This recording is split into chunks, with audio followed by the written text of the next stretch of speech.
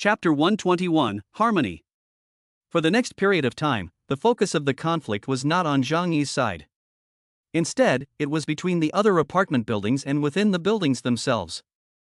Zhang Yi successfully created a rift in their loose alliance through a negotiation. He also used the condition that there were only 10 portions of food in each building to create a huge internal conflict. Later, he would observe when and in what form the conflict would occur. However, no matter what the outcome, it will only be good for Zhang Yi, not bad.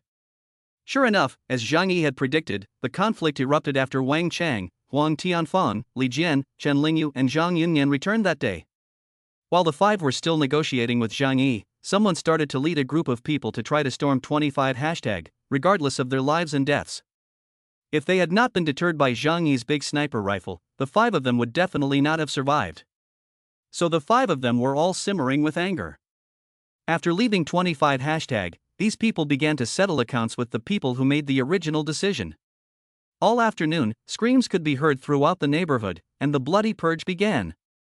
But the next day, life seemed to return to normal. No matter how many people died, those who survived had to continue to desperately survive. In each building, people were sent to the central square to clear the snow. Zhang Yi knew that the building managers must have tacitly concealed the fact that there were 10 people's worth of supplies. Otherwise, most of the residents would not have been so obedient and gone downstairs to work. Today's snowstorm seems to be a little lighter than usual. The entire community of thousands of people was able to gather together in such harmony for the first time in a long time, and the purpose was not to scramble for supplies, but to work together. Everyone was holding tools in their hands, looking at the neighbors in the community who were also working, and their smiles were a little awkward at first, but then they became warm. It's been a long time since we've all been out together like this. Before the snowstorm, our neighborhood was so lively. Yes, everyone would come out to walk their dogs at night. I remember your family had a big golden retriever, it was so cute. Oh, yes. Our gene is so good that it makes you feel sorry for it. Even if you hit it with a stick or cut it with a knife, it won't bite. Oh. Ha, I'll stop talking about it. When the snowstorm is over, we'll get another one. I'm afraid that by then, we'll only be able to keep polar bears. Let's get to work. Our building manager said that the more you work, the more food you get. Yes, we have to work. Let's experience the life of a farmer. We'll have a future. An old man looked up at the sky, which was a grayish-white with a haze, but he always felt that he could see the sun faintly. It seemed that the snow clouds would soon leave, and the bright sun would eventually shine for miles, dispelling all the cold. A peace agreement has been reached in our neighborhood, so we won't have to fight all day long anymore. We can also eat well and wear warm clothes. Life is getting better and better. The old man smiled with satisfaction. The atmosphere in the whole neighborhood has become unusually harmonious. Everyone is working and laughing at the same time. Although the snow and wind continued, everyone felt less tired because they had a goal in mind. Even the temperature rose a lot because there were more people. Wang Chang and the other block leaders were supervising the work with their own men. The neighbors were already used to it and didn't even think it was wrong that they could enjoy the most resources without doing anything. The only one who was still working hard as a manager was Li Jian. Unlike the happy expressions of the others, his face was solemn, and he kept his head down and shoveled the snow with all his might. Zhang Yi came down the stairs fully armed. He saw this scene and his mouth slightly curled up. Hey, Zhang Yi, you went out to find supplies? Huang Tianfang, the old man from the next unit, waved to Zhang Yi from afar and raised 2 fingers at the same time, reminding Zhang Yi not to forget to give him the cigarettes he had promised. Zhang Yi smiled and said, yes, everyone is working, and I can't be idle either. Don't worry, you'll get your cigarettes. In another direction, the voice of Wang Chang from 21 # also came over. Zhang Yi, can you manage on your own? If there's too much stuff and you can't handle it alone, I'll go with you. Zhang Yi laughed and said, look at you, don't I have a snowmobile? I can carry it with me and handle anything. That's what I said. Wait for me when I get back. By the way, don't slack off, everyone. When I get back, I'll check on the progress. If you don't do a good job, you'll be punished with food. Zhang Yi said with a smile. Then, he pretended to go to the garage in the back, and soon the sound of the engine came, and he rode off on the snowmobile. Wang Chang's face was a little gloomy as he watched Zhang Yi ride away. Where the hell is his car? I've looked everywhere, and there's no sign of it. Huang Tianfang whispered, so that thing is called a snowmobile, not a sled. Zhang Yi left the community and looked back at the harmonious scene in the community, feeling inexplicably ironic. But he didn't have time to feel sorry for the leaks. Although they had no grudges against Zhang Yi, their sheer numbers were a threat. It would be beneficial for Zhang Yi to let them solve it themselves. Zhang Yi did not go straight to the supermarket on this trip, but instead went to Tianhai Pearl Shopping Center in Tianhai City. Tianhai Pearl is a famous old shopping mall in Tianhai City, with a history of 70 years. In the expensive place of Tianhai City, the goods in Tianhai Pearl are famous for being good quality and cheap. The main part of Tianhai Mingzhu is a 12-story shopping mall, with few large brand stores and mostly small shops of 20 to 30 square meters. Most of the shops sell cheap jewelry and knockoff clothing. There are also shops selling underwear, hardware goods, and trimming pants. Zhang Yi came here because he knew there was a veterinary clinic here. After arriving at Tianhai Mingzhu, the main part of the building was also stuck in the snow, exposing the upper half of the body. Zhang Yi found a suitable location and broke into the window. Since the goods here are mostly cheap, Zhang Yi has no interest in them and ignores the other shops, heading straight for the veterinary shop. After a while, he found the veterinary shop. Zhang Yi smashed the glass with a crowbar, entered the store, and began to rummage through the medicine cabinet. It's not the ancient times anymore. You can't buy arsenic in a pharmacy. You can buy deadly pesticides at the pesticide store, but the smell is so strong that no one would buy it unless they were stupid. But there is one thing that is colorless and odorless, but has a very strong ability to kill, and that is rat poison. Chapter 122, We All Have a Bright Future. Rat poison is a best-selling product in veterinary clinics, so they have a large stock. Zhang Yi quickly found 2 boxes, containing more than 30 bottles of rat poison. With this amount, it should be enough to kill 300 people, right? Even if they don't die from eating it, at least they will have internal organ failure and will die for sure if they don't get treatment. Zhang Yi looked at the small bottle in his hand and a smile appeared on his lips. Didn't they ask Zhang Yi to help collect food? No problem. They're not afraid of death, so of course Zhang Yi has nothing to say. All he could say was, "Thank you for your trust in me." However, the poisoning cannot be rushed. Especially in the first few times, they must be careful and let others eat first. But can they be that careful every time? Zhang Yi thinks they can't, especially now that there is a shortage of food. And the rat poison takes effect in 10 to 30 minutes, he checked it out.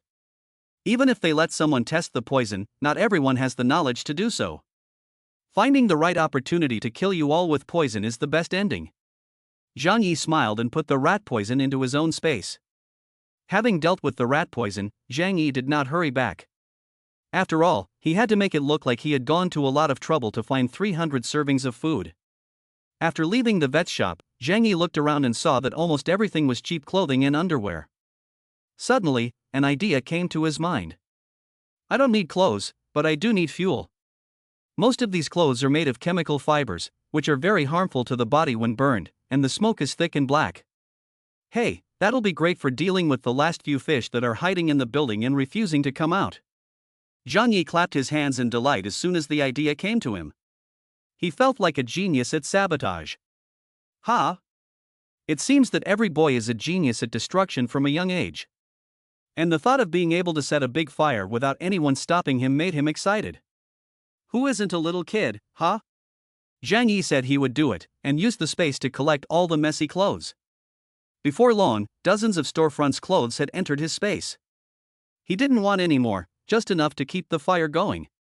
He felt perverted if he kept all the cheap women's underwear and panties.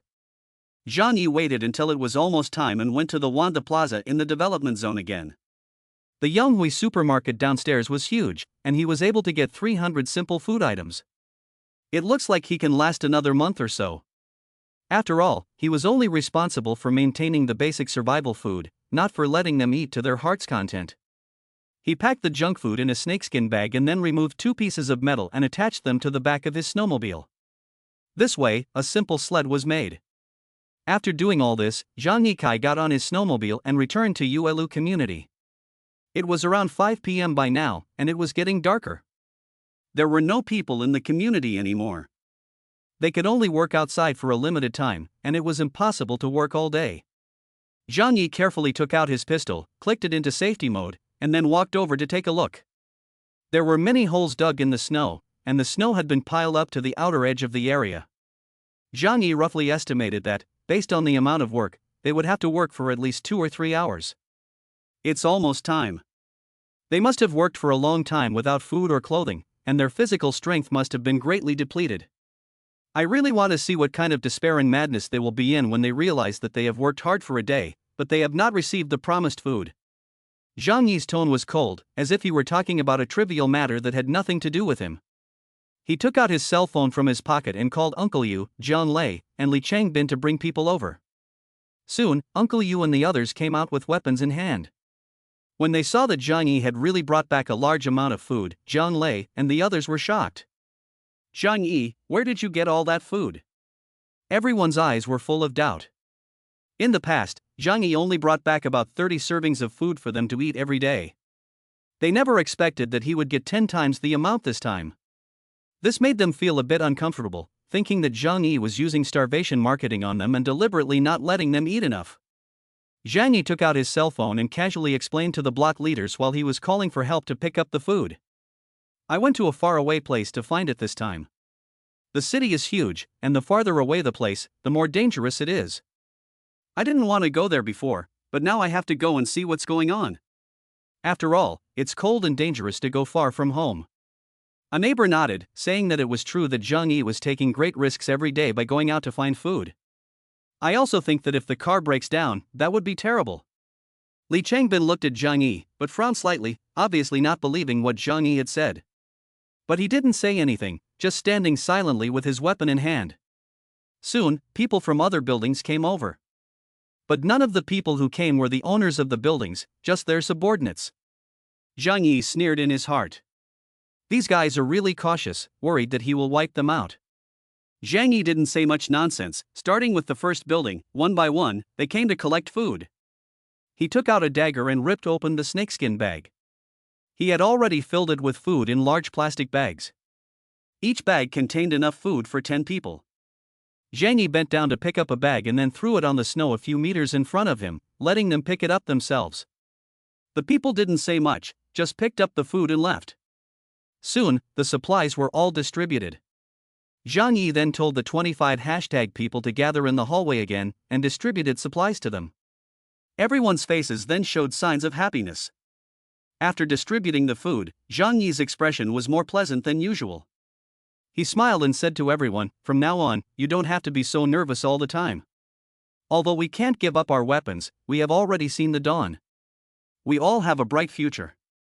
The neighbors looked at each other, their excitement was beyond words. If that really happened, even if they had to work every day, they would have no complaints. Zhang Yi smiled and clapped his hands. "Okay, everyone, go home quickly. We have to work tomorrow." Everyone obediently returned to their respective residences. That night, they were able to relax for the first time and enjoy a nice meal. Chapter 123, Watching from the Sidelines. Zhang Yi didn't need to do anything complicated. For the time being, he only needs to go out every day to pretend to collect food and then distribute it to the neighbors in the community. Then, the fun part begins, watching the conflicts in the other units. It is always fastest to destroy the enemy from within. Zhang Yi returned home and checked the situation in the house as usual with his mobile phone monitor. After confirming that there was nothing unusual in the house and that Zhou Kur was in her room, Zhang Yi opened the door and walked in.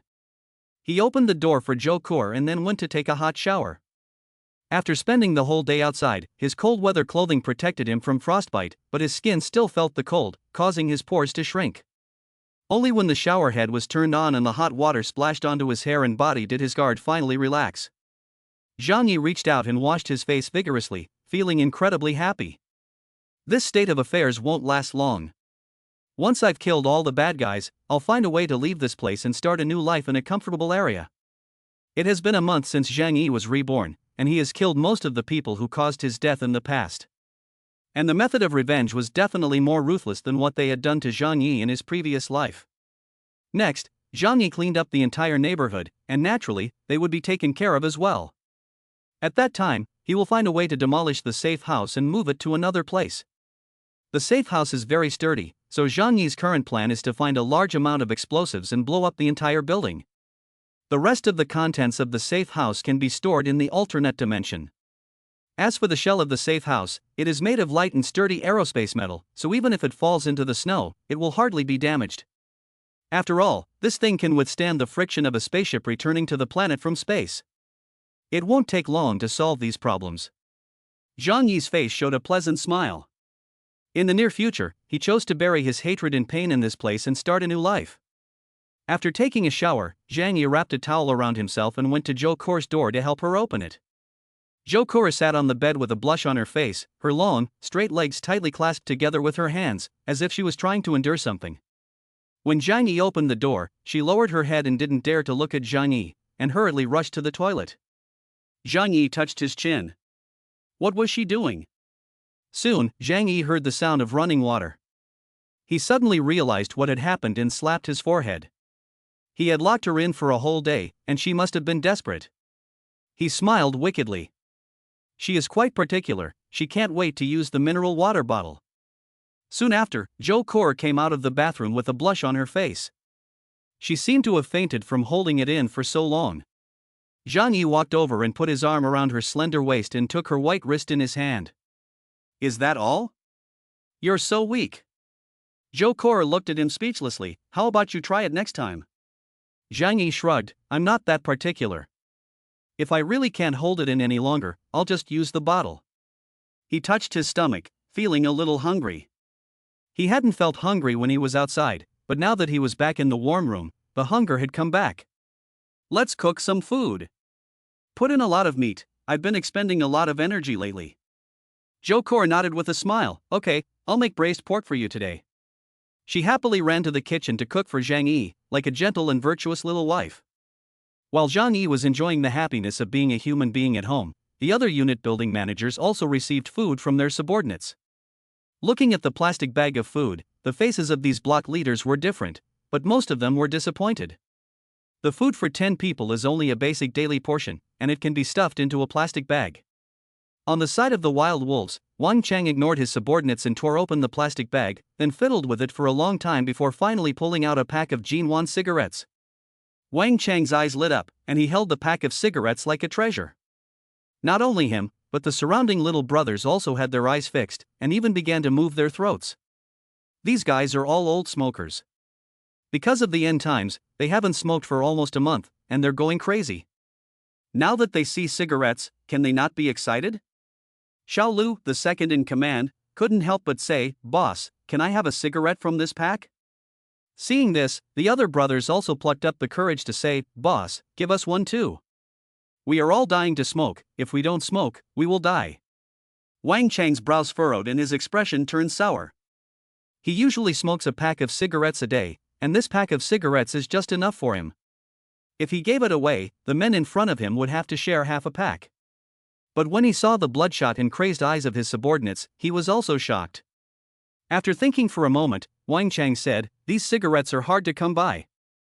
I went to great lengths to force Zhang Yi to bring them to me.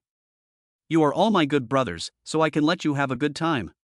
Work hard for me in the future." The younger brothers didn't listen to anything else, they just listened to whatever Wang Chang said. As long as they could smoke, they would do anything. Wang Chang bit his teeth and gave them cigarettes one by one.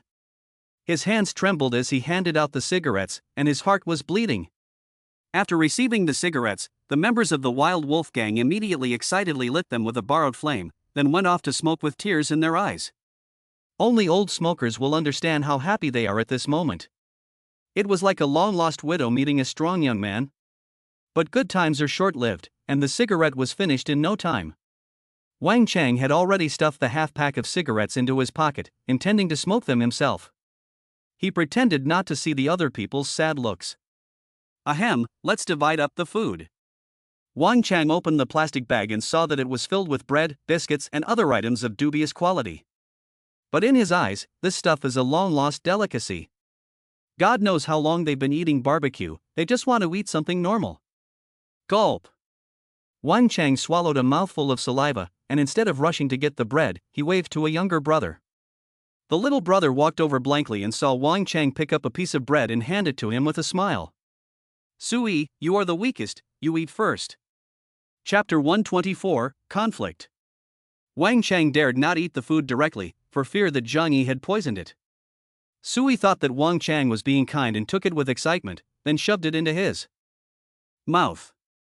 Wang Chang and Xiao Lu waited patiently for him to finish eating.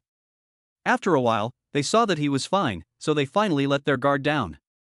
Everyone come over, everyone gets a share. The same thing happened in other buildings. Zhang Yi had a reputation for being a fierce person who had killed half of the residents in the building. He also caused the most ruthless gangs in the community, the Wild Wolf Gang and the Tianhai Gang, to suffer a great loss. Everyone is very wary of him. But they can't refuse food that is offered to them, so most of the building managers would send someone to test the food.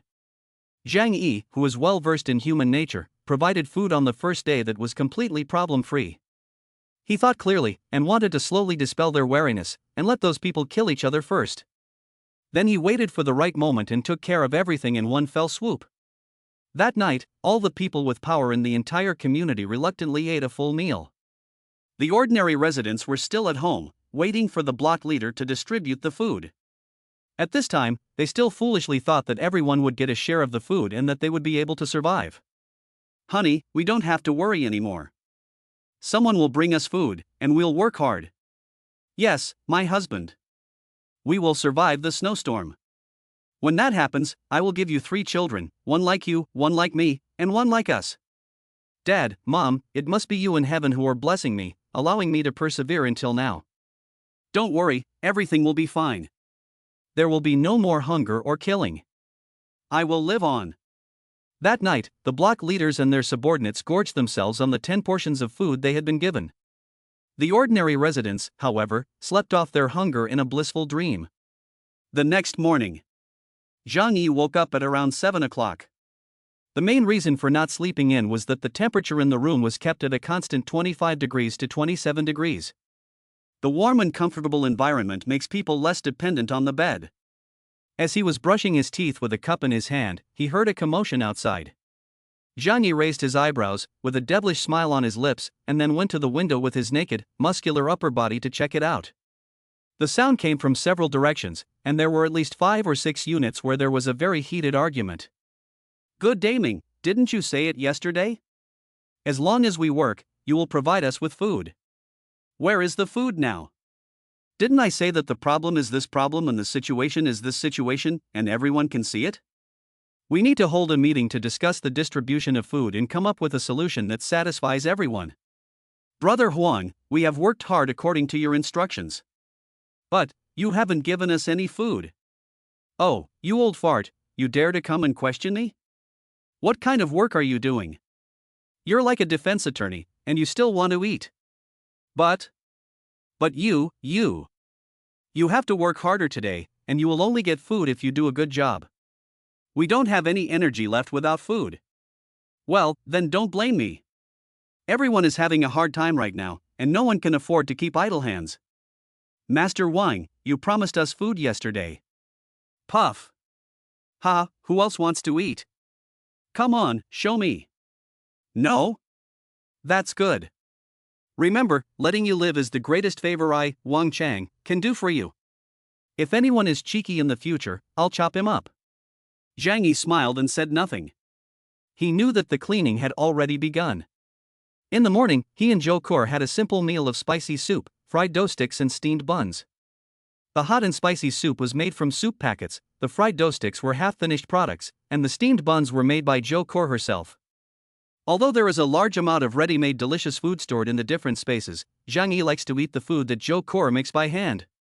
He feels that having a woman in the house, who is busy in the kitchen in the morning, wearing an apron and making a lot of noise, is particularly full of life. It was already past 10 o'clock after breakfast, and Zhang Yi left Zhou Kur with lunch rations and locked her in her room. Then he left the apartment building and went out to pretend to collect supplies. Meanwhile, in the center of the community, there was still a busy scene. Uncle Yu, Jiang Lei, and Li Changbin were the only ones who had been given special permission by Zhang Yi to not work, and were responsible for supervising the work. The residents of other buildings were also working hard to shovel the snow under the supervision of the building manager. However, compared to yesterday, their mental state had obviously changed. They looked numb, anxious, and deeply uneasy. Before Zhang Yi left, he leaned over to Uncle Yu and whispered, "Be careful.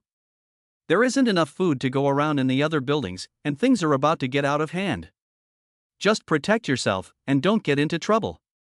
Uncle Yu had long known Zhang Yi's plan, so he nodded and replied in a low voice, "Don't worry, I know what I'm doing."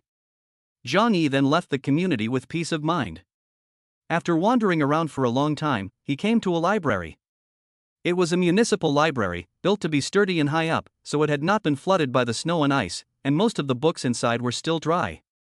Zhang Yi didn't like to read much in the past. In the information age, reading books, which is time-consuming and laborious, has long been slowly eliminated. In the information age, reading is a time-consuming and laborious activity that has long been phased out. But now, with the internet almost completely down, Zhang Yi has less ways to entertain himself and rarely uses his phone. Therefore, he plans to find some books to pass the time. At the same time, he hopes to use the content of the books to soothe his gradually cold heart in the end times. After spending more than half a day in the library, Zhang Yi picked up a copy of Haruki Murakami's Norwegian Wood and stuffed it into his large pocket. The thick book contains a wealth of human civilization, and being in his pocket makes one feel the weight of culture. The other books did not move, but were left here, waiting to be read again in the future. Because once he takes them all, he really may not have the heart to do it when he gets home. It was already dark when he returned to the community. As usual, Zhang Yi first called Uncle Yu and the others over to maintain order, and then notified the people in each unit building to come down and collect their food. This time, Zhang Yi saw a vague shadow in front of the windows of each building. They were human faces, full of longing, looking at Zhang Yi, who was distributing the food. Chapter 125, Dead Silence, Sinking. The head of each unit building sent someone over to take the food back in an orderly manner. Zhang Yi also distributed food to the people in his building and returned home as usual. The following day, with the exception of Li Jian, the block leaders of the other buildings still did not distribute any food to the ordinary residents.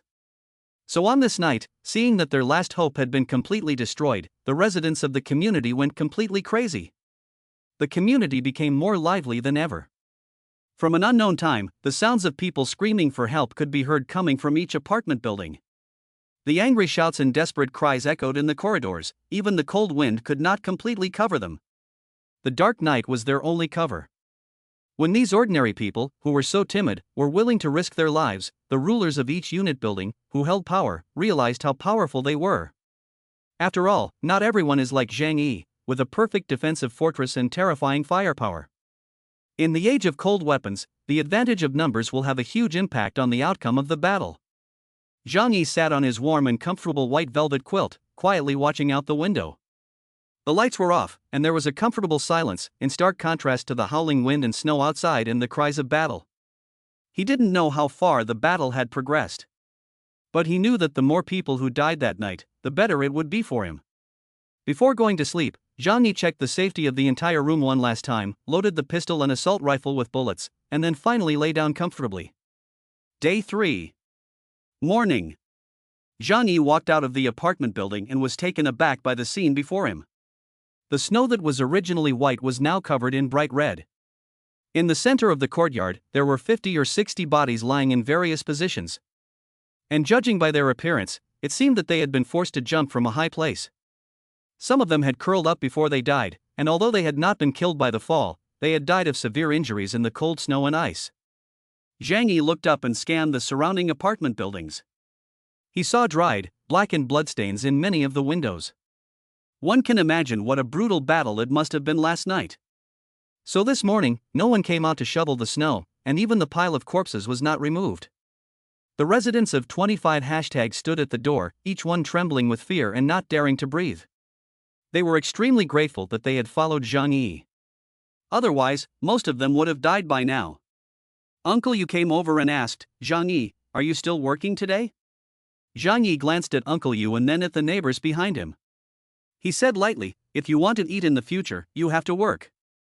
Unless," he pointed to the bodies on the ground, "you want to be like them." Everyone was shocked. Compared to these dead people, they are so happy. At least they didn't have to fight for scarce food or risk their lives. It's just work. As long as they can stay alive. Yes, we'll do it right away, right away. The sight of the tragedy inspired the neighbors, and they all went out to shovel the snow with their tools.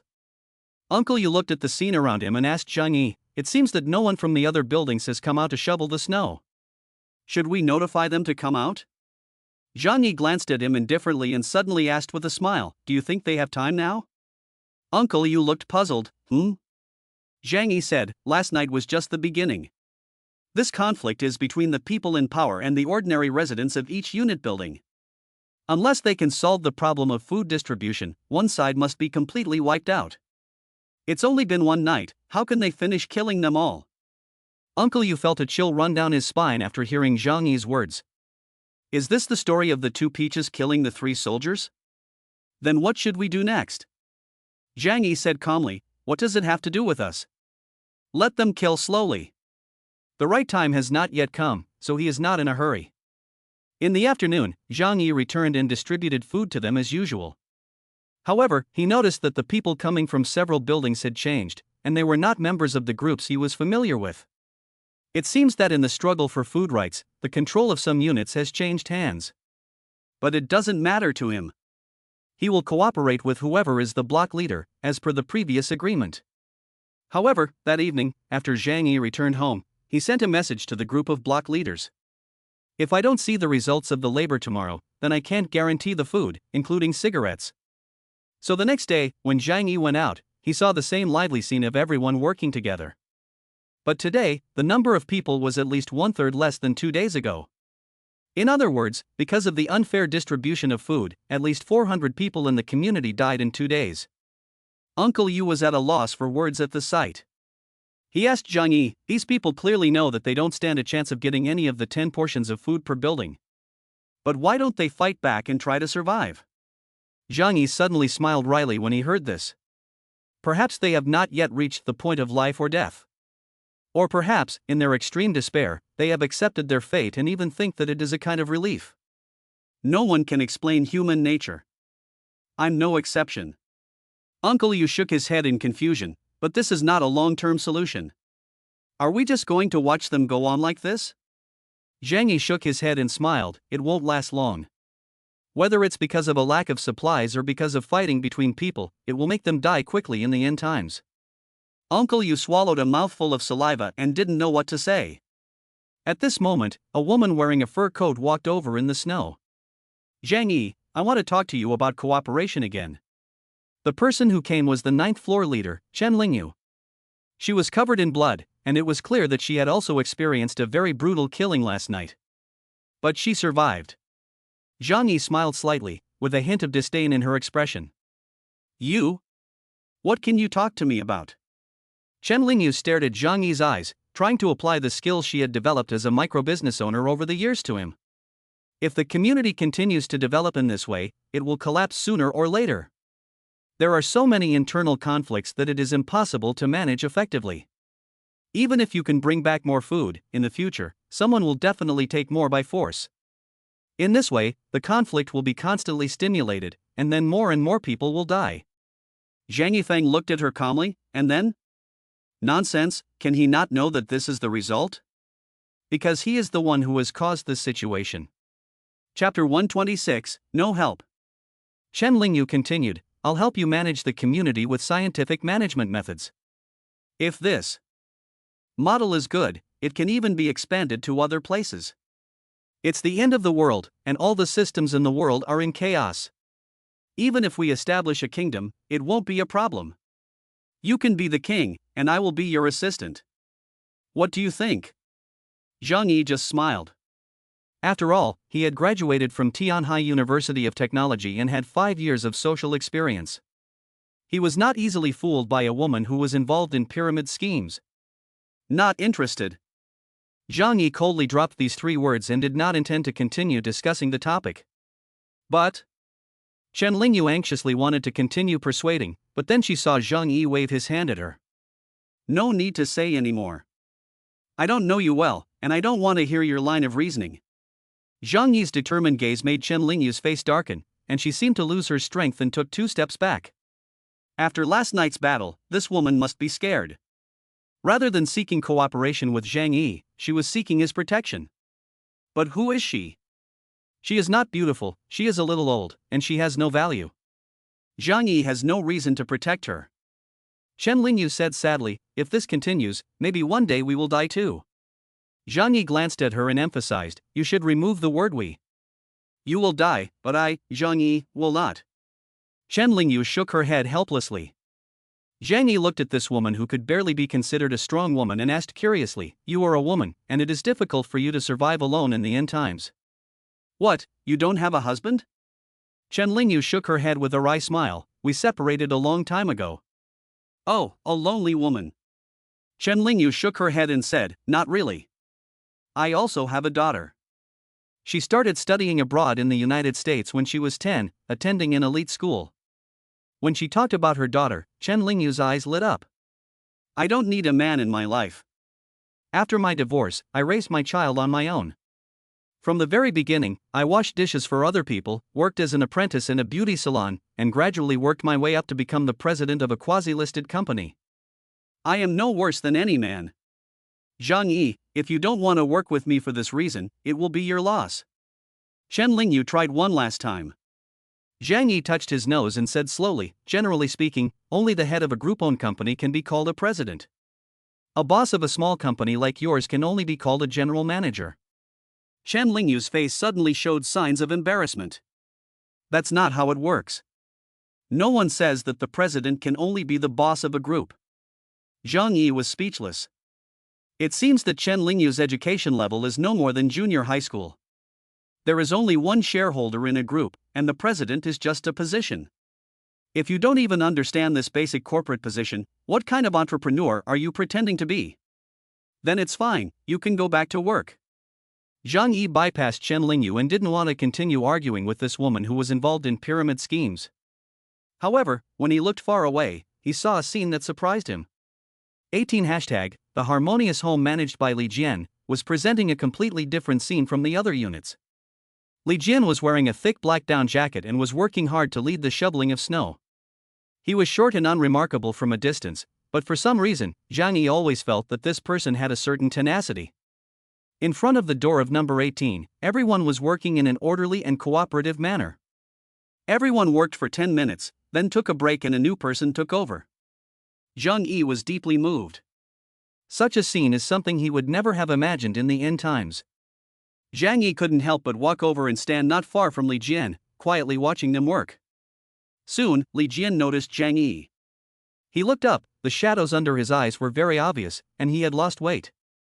Zhang Yi? Why did you come here? Zhang Yi did not answer his question, but only glanced at the people in 18 hashtag. Although they looked pale, there was a glimmer in their eyes. Unlike the people in other apartment buildings, they were completely numb and living like zombies. Zhang Yi was somewhat relieved and somewhat curious, asking Li Jian, how did you do it? Li Jian asked, what do you mean? Zhang Yi said, other units have been fighting fiercely over food distribution. But in your unit, there hasn't been any of that. I'm curious, what method did you use to hide the news? Li Jian's face showed a hint of pride. Although he was not tall, he still tried to hold his chest out and said to Zhang Yi, I haven't hidden any information at all. From the very beginning, I told everyone in our building the result of the negotiations. This result was unexpected for Zhang Yi. He was surprised that Li Jian dared to do this and was not afraid of internal unrest in the unit building. Well, there is obviously only enough food for 10 people, so it is impossible for all of you to survive. But why aren't they rebelling? Li Jian seemed to have anticipated Zhang Yi's question. He said calmly, everyone in our building doesn't want to become a beast. So if there are 10 portions of food, we'll share them equally, if there is 1 portion of food, we'll share it equally.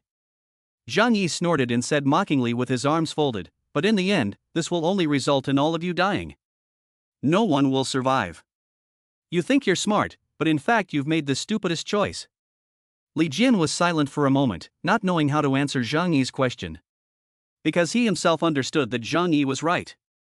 Human nature and animal nature, it is obvious that the latter is more suitable for survival in a harsh environment. Zhang Yi shook his head and had no intention of continuing to dwell on the issue. He had come here purely out of curiosity. But he had no interest in the lives or deaths of these people. Li Jian saw Zhang Yi leaving and quickly shouted, Zhang Yi, wait. Can you help us? Sorry, that's not possible. Zhang Yi replied very firmly, leaving no room for negotiation. He looked down at the short, middle-aged man in front of him and said indifferently, with your abilities, you could easily gather a group of people who are most likely to survive, divide up the benefits, and then ensure that you can live well in the end times. But you are indecisive and want everything. However, you don't have the ability to protect everyone, so what you are doing is tantamount to a crime. You chose your own path, so you have to walk it alone. Chapter 127, Hooked. Zhang Yi ignored Li Jian's request and turned around and left.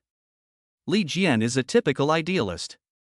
However, to realize an ideal, you need strength, not just empty slogans. Back to 25 hashtag, I just happened to pass by Wang Chang and Huang Tianfang.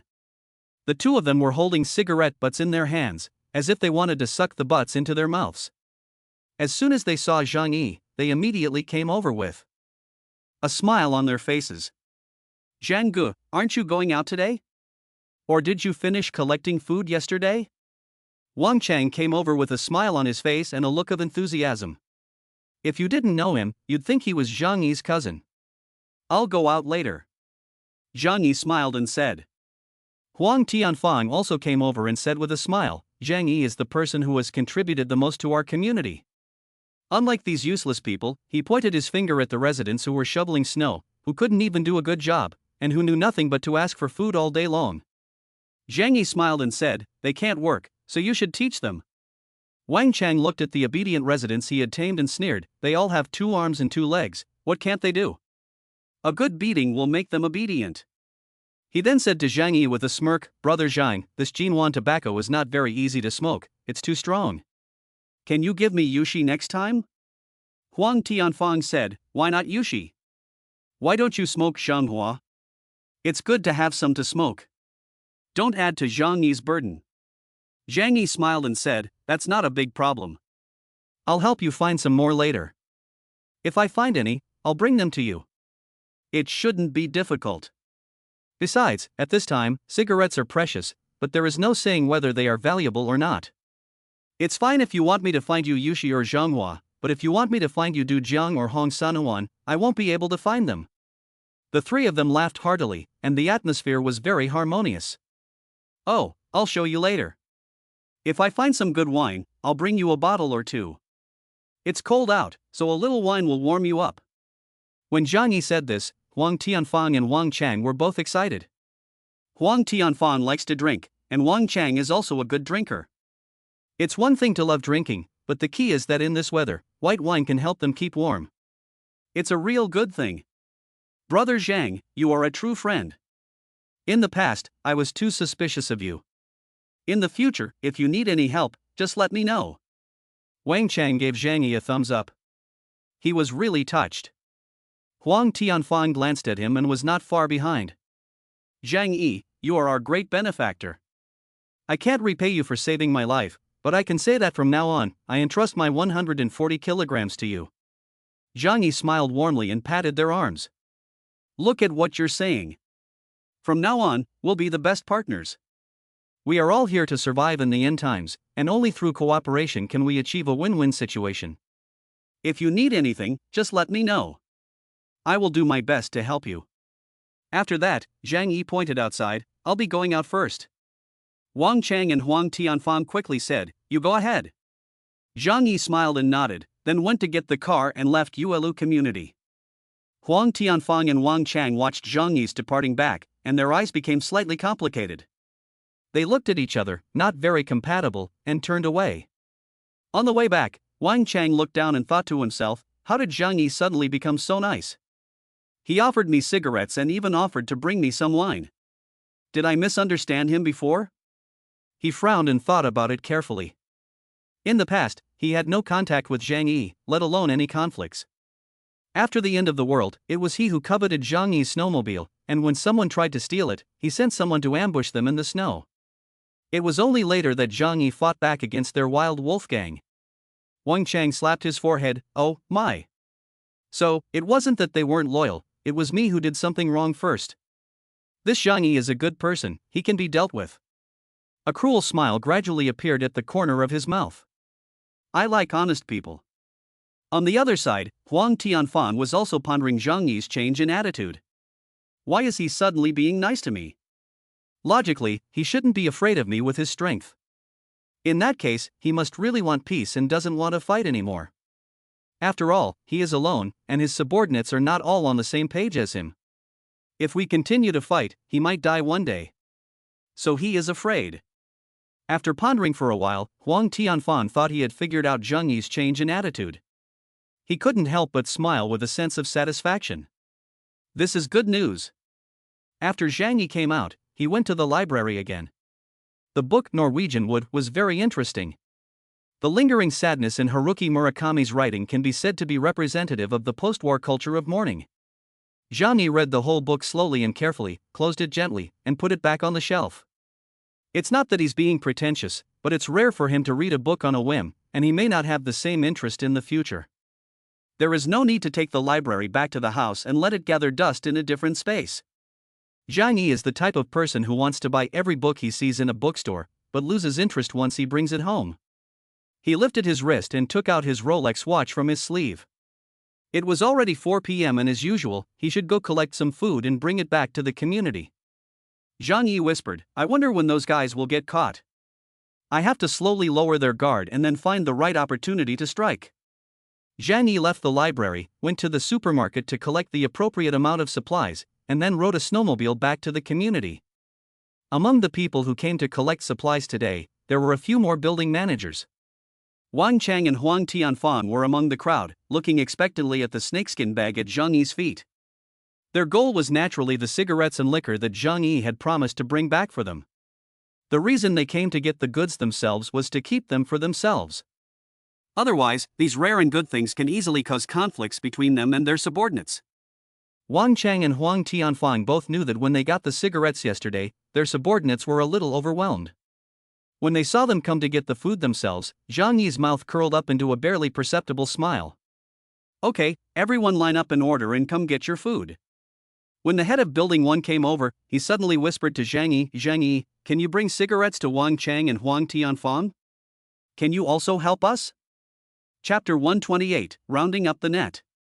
It was no secret that Huang Tianfan and Wang Chang had cigarettes. After all, these two guys aren't the type to hide things. When people are working, they smoke outside as if no one is around. After a little thought, everyone guessed that Zhang Yi had helped them. So, some of the building managers who were addicted to cigarettes asked Zhang Yi to bring them cigarettes as well. Zhang Yi hesitated for a moment and then smiled, saying that it would be difficult to provide for so many people. The other floor. Managers were suddenly anxious. Zhang Yi, you can't favor one person over the other. We're not asking for much, just 1 pack a day. This is a lifelong request. Zhang Yi sighed helplessly and said, okay, I'll try my best to provide them to you. From tomorrow onwards, I'll provide you with cigarettes if you need them. Seeing this, people who didn't smoke couldn't help but come forward and make their own requests. I don't smoke, I just like to chew betel nuts. Can this request be met? I want to drink some wine, even the cheapest kind. Zhang Yi said helplessly, okay, I've taken note of everything you've said. I won't favor one over the other, everyone will get their share. Everyone was satisfied and smiled, then took their supplies and left. After they left, Li Changbin and Jiang Lei and the others were indignant. Brother Zhang, aren't you being too good to them? It's already a great favor to give them food, but now they're asking for more and more. Zhang Yi said calmly, their demands are not excessive, and I can't favor one over the other. It's fine, just leave it at that. Everyone looked at Zhang Yi as if they were looking at a stranger. They could not imagine that Zhang Yi, who used to be ruthless and merciless, would become so weak. But since Zhang Yi had gone to find the supplies himself, they couldn't say anything. After distributing the supplies to everyone, Zhang Yi returned home. He took a hot shower, then lay comfortably on the sofa in his pajamas, his eyes fixed on the ceiling. It was almost time. The internal conflict has already caused heavy losses in other buildings. The number of people who died directly was over 400. Hundreds of people were also injured in the fighting, and these people were basically unlikely to survive, and even if they did, they would pose no threat for a short time.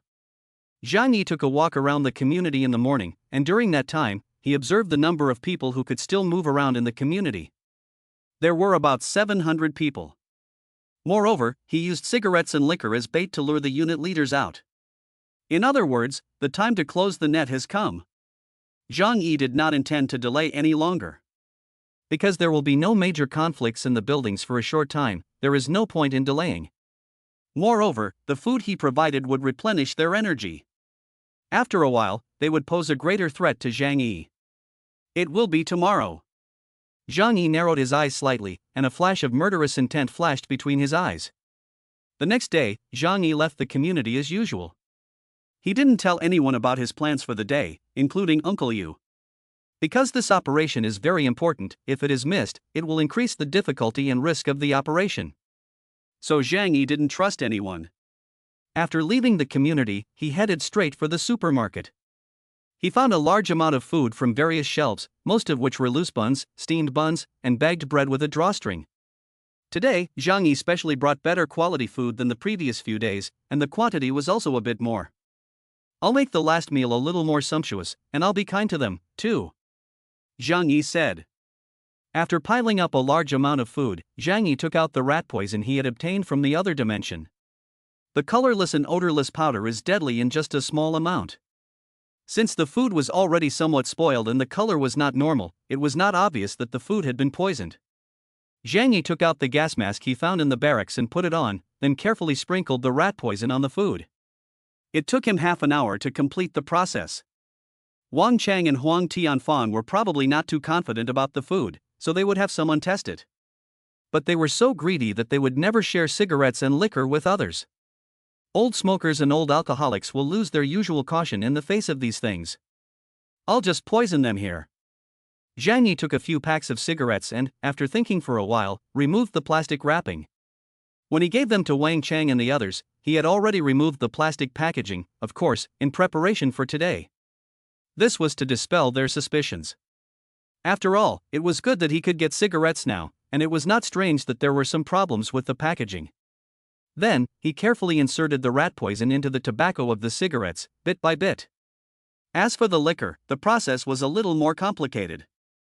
Zhang Yi first mixed the rat poison into the alcohol, then injected it through the bottle stopper with a syringe. It was a bit crude, but it was already getting dark when he got back. The alcoholics would hardly notice such a small flaw. After 2 hours of hard work, Zhang Yi began to pack the food in bags and put it on the sled behind the snowmobile. The snow outside was not as heavy today, but the wind was still strong. Zhang Yi leaned against the wall of the shopping mall and managed to light a cigarette for himself, puffing it in small mouthfuls. Because he took too big a drag, it was easy to get his lungs frozen by the cold air. Maybe today is the end. I always feel that the process is going too smoothly, Zhang Yi muttered to himself. Everything that the people in the other apartment buildings have done so far has been exactly what Zhang Yi expected. But this cooperation has given Zhang Yi an unreal feeling. It always feels like everything is too easy, but people aren't stupid. How could they be fooled by me? Zhang Yi smiled self-deprecatingly, and squinted at the same time. This false harmony is only temporary. Those guys aren't stupid. They'll strike at me sooner or later. And the reason they're holding back is because they're waiting for an opportunity, right? I haven't been able to find out who the traitor is. Is he still alive or did he die a while ago? These are the questions Zhang Yi asked himself, but he didn't get any answers.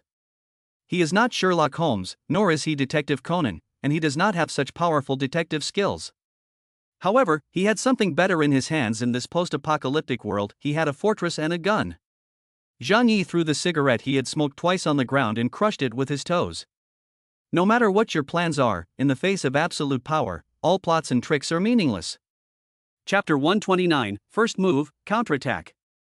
After preparing everything, Zhang Yi took the specially prepared food and rode his motorcycle back to Yuelu Community. After arriving at Yuelu Community, Zhang Yi first called Uncle Yu and Jian Lei, Li Changbin, and others over the phone to maintain order at the scene. Soon, they arrived at the center of the courtyard with iron bars, shovels, and kitchen knives. Zhang Yi, we're here. Zhang Yi glanced at Uncle Yu and the others and nodded. Well, wait here. I'll call them down to get the stuff. Zhang Yi picked up his cell phone and notified his people in the building. Manager group to come over. Uncle Yu stood next to him with an iron rod in his hand, like a loyal guard.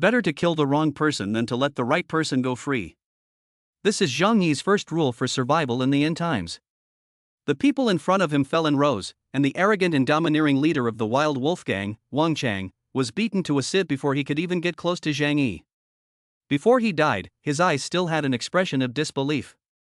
He couldn't understand where Zhang Yi had gotten the assault rifle from. If it weren't for that assault rifle, they would have one. The pistol gave him the courage to be arrogant. But just as Zhang Yi didn't know he had a pistol in his hand, he also didn't know Zhang Yi had a bulletproof vest and assault rifle.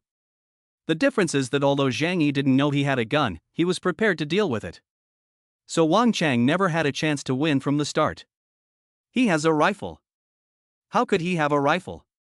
Run! Huang Tianfan was so scared that his legs went numb and he dropped the cleaver in his hand and ran. The other block leaders were also screaming in fear, turning around and running back. At this point, they only wished they had 2 more legs. Zhang Yi was already in a killing rage. He saw that Uncle Yu was lying motionless in the snow, his body stained red with blood. Maybe he's already dead. Even if Zhang Yi's heart was hard, he was not a cold-blooded animal. He was inevitably moved. Uncle Yu, thank you for taking the bullet for me. I will avenge you and kill them all. Zhang Yi said in a cold voice. This was the first time since the end of the world that he had faced so many opponents, but the result of the battle was a one-sided massacre. As Zhang Yi had said before, in the face of absolute strength, all plots and tricks are meaningless. Chapter 130, Leave No One alive. A clip of bullets was quickly finished, and Zhang Yi did not have time to change the bullets, so he threw the submachine gun to the ground. Then he pulled 2 police pistols from his waist. The men in the snow couldn't run very fast, and Zhang Yi shot them one by one, all of them dead with a headshot. In less than 20 seconds, almost everyone at the scene was dead. A few people were left standing in the snow, trembling, with their hands raised, looking terrified and pleading. Zhang Yi, we are not their accomplices, it has nothing to do with us. I swear we have nothing to do with this. Don't kill me. Zhang Yi remembered these building managers. When Wang Chang and the others started to act, they didn't move. So it is highly unlikely that they had anything to do with this. So Zhang Yi pulled the trigger in his hand. Bang! Bang! Bang! The heads of the several building managers were instantly pierced with holes, and they fell to the ground. Zhang Yi aimed his gun at the last person still alive, the 9th floor manager Chen Lingyu. Chen Lingyu was so scared that she was crying and wetting herself. Zhang Yi, I really had nothing to do with this. I beg you to believe me. I have a 13-year-old daughter who is abroad. I want to live and wait for her to come back. Zhang Yi looked at her coldly, and after 2 seconds of silence, a gunshot took her life. The white snow was now stained red with blood. Only Zhang Yi stood alone, surrounded by more than 40 bodies lying in all directions. Even in the end times, Zhang Yi had never killed so many people at once. He knew that most of these people were not necessarily involved in the plot against him. For example, Chen Lingyu and other members of the patrol team. But Zhang Yi had no choice. He couldn't allow anyone who might have been involved in his murder to live. If he let the tiger go back to the mountain today, it would definitely become a potential danger in the future. The dead are the safest. You will all die sooner or later. It's hard to live, so why not let me send you to heaven? Zhang Yi held a gun in his hand and exhaled a puff of white smoke. From this perspective, I have helped you escape your suffering, so you should thank me. If these dead neighbors knew what was going on, they would probably say, I really would thank you. After killing all his enemies, Zhang Yi looked around. The loud gunshots had already attracted all the neighbors.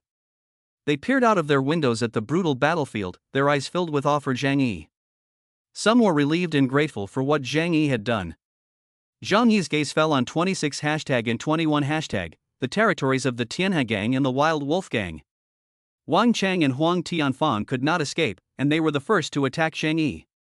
Their men were already at the door, waiting for the boss to make a move, and then they would come over to grab the supplies.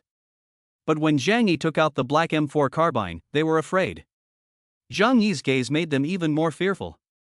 Xiao Lu, the second in command of the Wild Wolf gang, was trembling with fear as he retreated backwards, his voice shaking, retreat. Don't let this devil come over here. A group of frightened little Karamis panicked and fled into the hallway. Zhang Yi didn't care about them, but walked straight up to Uncle Yu. Not far away, the bodies of Li Changbin and Jian Lei lay there, with more than a dozen holes in their bodies still oozing blood. These two men were once loyal henchmen under Zhang Yi, and they helped him fight many battles. Now, for some reason, they had betrayed him. However, Zhang Yi didn't care. He thought it was normal for anyone to betray him, even Uncle Yu and Zhou Court. But after today, Uncle Yu will become even more important in Zhang Yi's heart. At the very least, he will be able to entrust him with something important. Uncle Yu, are you still alive? Zhang Yi squatted down, surveying the surroundings to prevent anyone from sneaking up on him, while he tried to feel Uncle Yu's pulse. There is no pulse. Zhang Yi was shocked. But then he remembered that he was wearing cut-resistant gloves, so it was impossible to feel a pulse. Zhang Yi had to turn his body over. 3 red marks were clearly visible on Uncle Yu's body. The bullet had not hit the heart, and Zhang Yi did not know if he could still be saved. But no matter what, Zhang Yi had to try. At least after trying, even if Uncle Yu dies, his guilt will be greatly reduced. He took out a tube of adrenaline from the other dimension and stabbed it into Uncle Yu's chest. Then he shouted to 25 hashtag, come and help. At the door of 25 hashtag, a group of neighbors stood there in fear. They were all dumbfounded by Zhang Yi's murderous performance and were too scared to approach him. Zhang Yi's cold gaze swept over them all, waking them up. The group of people, fearing Zhang Yi, hurriedly came over to help. Lift him up and take him to my house. Be careful, if he gets hurt, I'll burn you as paper effigies for Uncle Yu. When Zhang Yi said this, how could the neighbors not be careful? They were more careful carrying Uncle Yu than they were carrying their own fathers. Zhang Yi, on the other hand, followed them closely with his hands on his gun. When they reached the 7th floor, they suddenly heard a cry. Uncle Yu, what's wrong with you? You mustn't die. If anything happens to you, how will we two live on? Xia Li Mei ran down the stairs, holding her child and crying. Zhang Yi noticed that when Xia Li Mei was crying, Uncle Yu's eyelids seemed to be a little loose. Zhang Yi couldn't help but sigh, old Yu, you're not necessarily too kind. But then again, if you weren't so kind and righteous, maybe the first person I would have killed would have been you. Anyone who can't be used by him and is exceptionally skilled is a huge threat. Zhang Yi must kill him. However, now Zhang Yi owed Uncle Yu a huge favor, and it was not good to be angry with Xia Li Mei. The neighbors knew about Xia Li Mei's relationship with Uncle Yu and gave her way. Xia Li Mei came to Uncle Yu with her child, deliberately standing close to Zhang Yi, and then burst into tears. Husband, open your eyes and look at me. I'm La Mei. You promised to marry me. And the baby, you said you wanted to see her grow up to be 18. Then the end of the world will be over and we can live together as a family. Honey. Here comes a long 5-second pause. How can you go back on your word? Ditto. If you leave, how will we two live on? You might as well take us with you. What are you so proud of? You think you're a hero for taking the bullet for someone else, but how can you live with yourself after what you've done to us? Zhang Yi's goosebumps were rising. Xia Li Mei didn't mention him by name, but she was talking about him all the time. On the surface, Xia Li Mei was crying for Uncle Yu, but in fact, she was telling Zhang Yi, Uncle Yu took the bullet for you. If anything happens to him, you have to take care of us. Chapter 131, Shameless Old Woman. Zhang Yi's face showed a look of disgust. This bitch is really disgusting. She even called Uncle Yu her husband. Why didn't you call him that before? Good guy, now that you used Uncle Yu to take the bullet for you, you're morally blackmailing him into taking care of you and your daughter. You deserve to die. Zhang Yi glanced at Uncle Yu. Uncle Yu still had a breath left in him, and whether he could keep his life depended on Zhou Court. If Uncle Yu hadn't had a breath left in him, he would have slapped Xia Li Mei twice and she would have been unable to find her way back north. But since Uncle Yu is still alive, Zhang Yi has to be patient. After all, he had helped him block the bullet. He couldn't just get rid of his mistress and her son while he was still alive, could he? So Zhang Yi kept a cold face and didn't say anything. Xia Li Mei cried for a long time, and when she saw that Zhang Yi behind her didn't say anything, she was also a little anxious. Uncle Yu was the long-term meal ticket she had carefully selected. But now that the meal ticket is gone, she must find a new meal ticket to support her and her daughter. She wouldn't be too sad if Uncle Yu died. But she would be happy to take this opportunity to morally blackmail Zhang Yi. So, Xia Li Mei sniffed, turned her head, and looked at Zhang Yi with teary eyes and said, Zhang Yi, is my husband going to be okay? You husband. Zhang Yi's face was calm, but he was already cursing in his heart. Don't worry, I'll do everything I can to save Uncle Yu. Zhou Kor is the attending physician at a major hospital, and with her, there is hope for Uncle Yu's injuries. His otherworldly space contained a lot of things, including 3 containers of medicine and medical equipment that he later found in the warehouse area. Zhang Yi had only one thing to say: he would do everything in his power to save Uncle Yu. But whether he can succeed or not depends on fate. Xia Li Mei cried, if anything happens to him, I don't want to live either. Zhang Yi remained silent and did not want to pick up the topic. Xia Li Mei saw that Zhang Yi was unmoved and secretly cursed at him. Zhang Yi, you have no conscience. You can't even protect us on his behalf? She resented Zhang Yi in her heart, but she didn't dare say so. She cried and reached out to hand over the baby, wrapped in a blanket. Zhang Yi, if my husband dies, I don't want to live either. But please look after the baby for my husband. Please. Zhang Yi quickly said, thank you, sister. I will do my best to save Uncle Yu. He waved his hand to reject this behavior of taking in his stepchild. Xia Li Mei followed up with, what if he doesn't make it? Zhang Yi looked solemnly, I will do my best. What if he doesn't make it? Don't worry, I will do my best. I believe you also want Uncle Yu to be fine, right? Zhang Yi stared at Xia Li Mei's eyes and asked her word by word. Xia Li Mei was speechless by Zhang Yi's retort. She asked Zhang Yi so eagerly whether he would take over after Uncle Yu died, as if she was looking forward to Uncle Yu's death. Of course, I definitely hope that my husband is alive and well. Xia Li Mei saw Zhang Yi's eloquence and dared not compete with him in words, so she could only continue to cry while holding the baby. Zhang Yi had Uncle Yu carried to his doorstep. Since it was the 24th floor, 2 groups of neighbors had to be called in. Even so, they were panting. But no one dared to complain. Because they knew that if Zhang Yi was unhappy at this time, he would kill them without hesitation. Zhang Yi told them to put the man down and then said, you can all go now. The others were relieved and hurried down the stairs. Xia Li Mei, holding her baby in her arms, looked at Uncle Yu and cried. Zhang Yi frowned and said, Xia, you should go home first. We need to operate on Uncle Yu to remove the bullet, and you can't help much here. Xia Li Mei, however, said firmly, no. He needs someone to keep him company right now. I can't leave his side.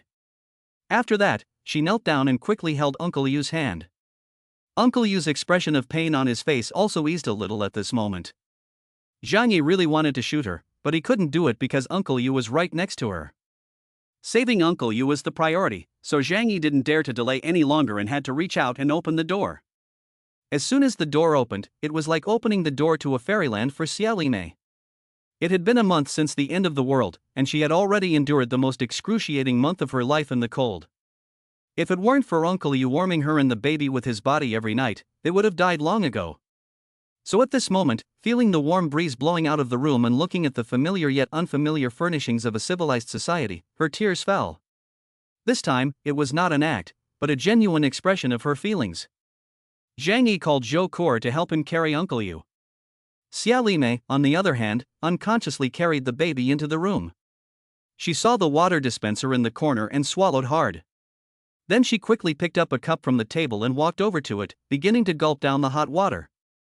Zhou Kor and Zhang Yi saw this scene. Zhou Kor's eyes were full of surprise, as if she didn't understand why Zhang Yi would allow her to enter the house.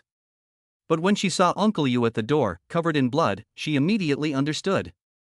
Zhang Yi's eyes also looked disgusted, because Xia Li Mei was holding his cup. She had already filled the cup with water and was happily blowing on it before drinking. Hoo!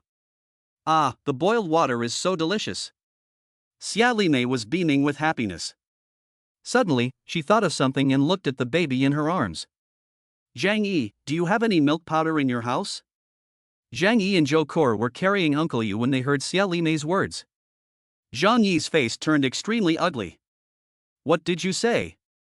Xia Li Mei was startled by Zhang Yi's gaze, and she suddenly remembered what was going on. Xia Li Mei, holding a cup of water, said guiltily, the baby needs to drink something too. My husband loves children very much. Zhang Yi stared at her with cold eyes. Come help me. Or I'll kick you out. Xia Limei dared not say anything more and had to follow with the child in her arms. Zhang Yi and Zhou Kor carried Uncle Yu into an empty room. Zhang Yi's house has 3 bedrooms and 1 living room, in addition to his and Zhou Kor's room. It is not used much, and Zhang Yi uses it to store silent generators. The entire safe house is powered by 3 silent generators. Chapter 132, Counterattack, Demolish the building. Zhang Yi moved the engine aside and then directly took out a large white bed from the other dimension. Xia Limei was stunned by this scene. A magic trick? She couldn't understand what was happening. And Zhang Yi didn't bother to explain anything to her. He said to Zhou Kor, "Save Uncle Yu at all costs. Tell me what medicines and medical equipment you need, and I'll try to provide them to you." Zhou Kor is also a person who has seen big scenes. Although Uncle Yu was covered in blood, she was not the least bit panicked. Instead, she calmly told Zhang Yi what she needed. Zhang Yi took the medicine and equipment from the other dimension and gave it to Zhou Kor. "How is the situation? Is there still a chance to save him?" Zhang Yi asked in a deep voice. Zhou Kor skillfully changed into her clothes, mask and gloves. Her focused look suddenly became professional, even a bit sacred. After she cut open Uncle Yu's clothes with scissors, her brows furrowed deeply. The situation is not optimistic. The location of the bullets is very dangerous. If the internal organs are injured, it may be impossible to save him under the current conditions. Zhang Yi took a deep breath and then patted Zhou Kor on the shoulder. "Do your best." He had done everything he could, and if Uncle Yu still couldn't survive, there was nothing else he could do. Xia Limei pretended to cry again. Zhang Yi was annoyed by her and shouted at her, "Shut up. Don't affect Uncle Yu. If you affect the operation, you should know the consequences." Xia Limei's crying stopped abruptly.